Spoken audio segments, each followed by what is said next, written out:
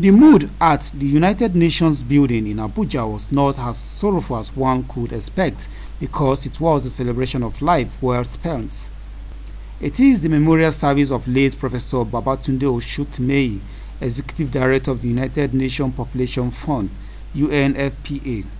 Dignitaries, staff of the UN in Nigeria and the federal government delegation took time to pour tribute for a man they describe as a strong advocate for the improvement of the lives of women and young people. In the advocacy against the AIDS pandemic, through his work and priorities at the UNFPA, we now have a better and clearer understanding of the demographic dividend, the idea that accelerated economic growth may result from a decline in the country's mortality and fertility and the subsequent change in the age structure of the population. Professor Babatunde Osotimehin was not just our executive director. He was a friend, a brother to all of us. Beyond his determination to see a world where no woman die giving life and all young people fulfill their potential. At every moment of his life, he left us with no doubt that the staff of the organization were very special to him.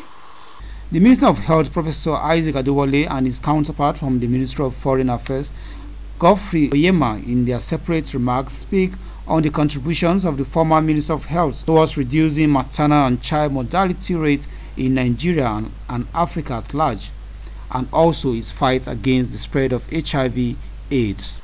He defended the rights of women, girls, and children. And a common quote of his is that no woman should die giving life, adding that we should stop treating our women as if they're disposables. A great and illustrious son of Nigeria, a Minister of Health, who gave his utmost service not only to our fatherland, but also to humanity.